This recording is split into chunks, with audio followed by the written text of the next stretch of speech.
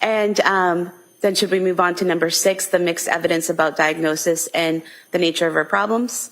Yes. And what were your major findings in that area?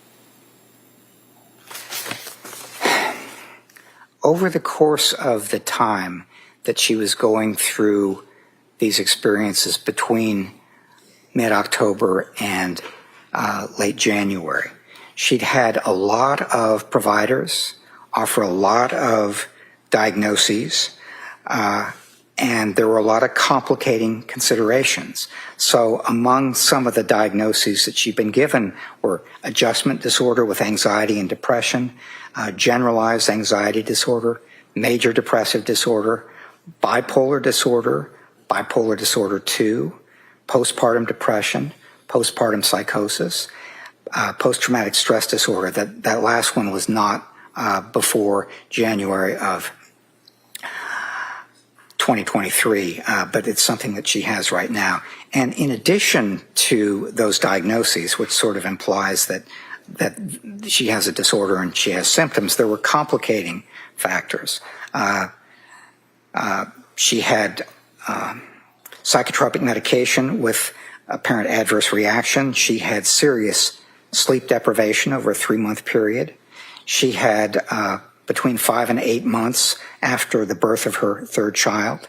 She had anxiety about returning to work in the fall of 22. She was worried about leaving her baby for work. And he was not taking the bottle. And the other thing, which was important for her, is she was always someone who was, she was into exercise. And she stopped exercising sometime in October when she started having these adverse reactions. But it's one of these things that it was a real difficult thing for her to handle when she couldn't do the running or the yoga or the Peloton or other things that she used to keep her anxiety managed. Were you aware that she was able to return to exercising on several dates in December and in January, going to the Kingsbury Club where she was a member? Yes, she was trying that, yes. Yeah. And is that something that, as putting on your clinician hat for a moment, is that something that you would recommend to a patient that they, in this situation, that they try to do things like exercise to complement medication and therapy? Well, if it works, it does work for some people, and they use it effectively over the course of their lives, particularly if they have some anxiety that might not fully need treatment, but it's something that might interfere with your life a little bit. And what were your next observations? Well, if we could move on to the next slide, please. So here we have number 7, your diagnosis, bipolar 2 disorder. So was that your diagnosis of Ms. Clancy?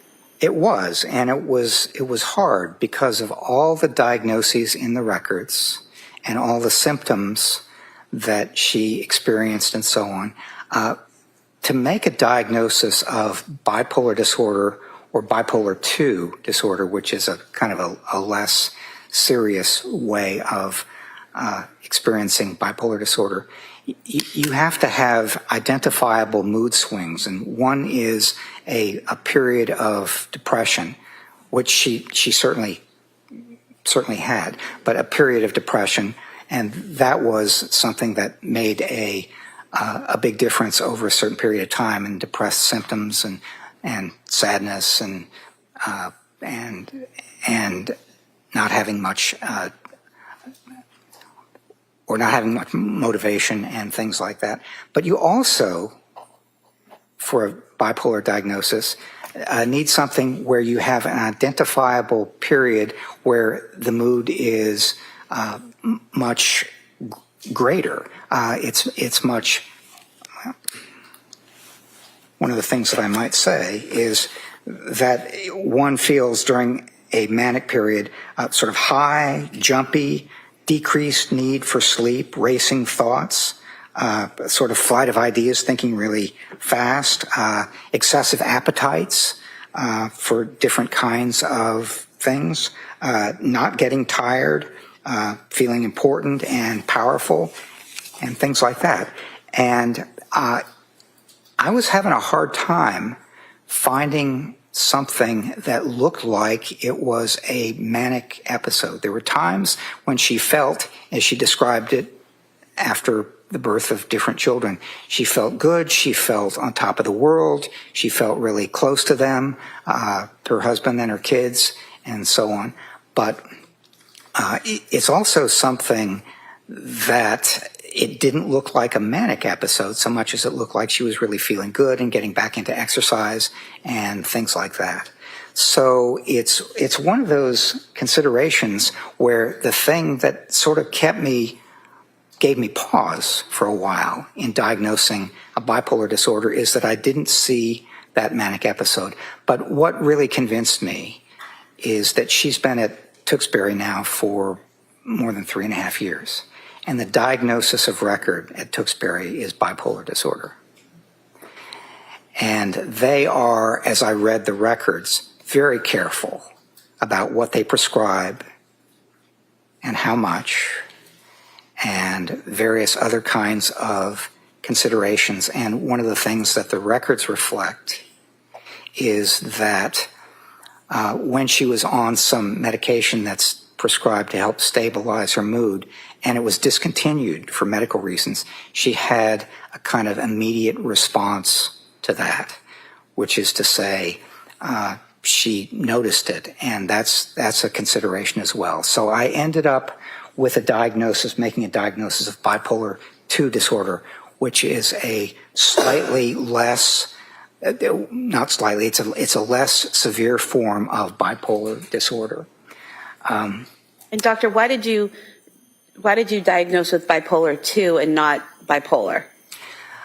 Because bipolar, as I said, is a more severe kind of diagnosis. It's more noticeable. And if you had a bipolar diagnosis, then I would want to see something that clearly and definitely looks like a manic episode. And I did not see any evidence of that before January 24th of 2023. And there were some incidents that have been described by witnesses who have testified and in the medical records, things like the defendant cleaning out her garage with her husband at one point in time. Was that something that you did or did not see as manic, and why? Well, there was some indication in the records that some people thought it was manic. I did not see it that way. She did not describe, when I asked her, she did not describe that as a manic episode. She didn't think it was. And when I talked to Patrick Clancy, he said he didn't think it was either. And basically it was cleaning out the garage and getting a lot of stuff into 20 trash bags and so on. But one of the things he said is, they were both working hard, but it wasn't all her out there putting stuff in 20 trash bags and he wasn't a part of it. He said he was definitely a part of it. And would it be accurate that bipolar disorder requires that period of mania for, I believe it's 7 days, where bipolar 2 requires hypomania for 4 days? Is that right? Yes, that's right. Okay. And so did you see signs of hypomania? Well, that's something where it's less clear that it's manic, and that's one of the things that inclined me toward bipolar 2 is I just did not see signs that were clearly manic episodes, but it looked like something that it possibly could have been a less serious or less severe manic episode. And in terms of this diagnosis, this bipolar 2, is there a way to determine whether she always had this disorder or if it's something new, and if it's something new, when it appeared?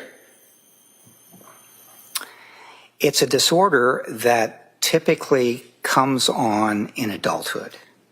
It's not something that you have as a kid or even for the most part as an adolescent. It's something that you start to show the signs of when you are in your 20s or 30s.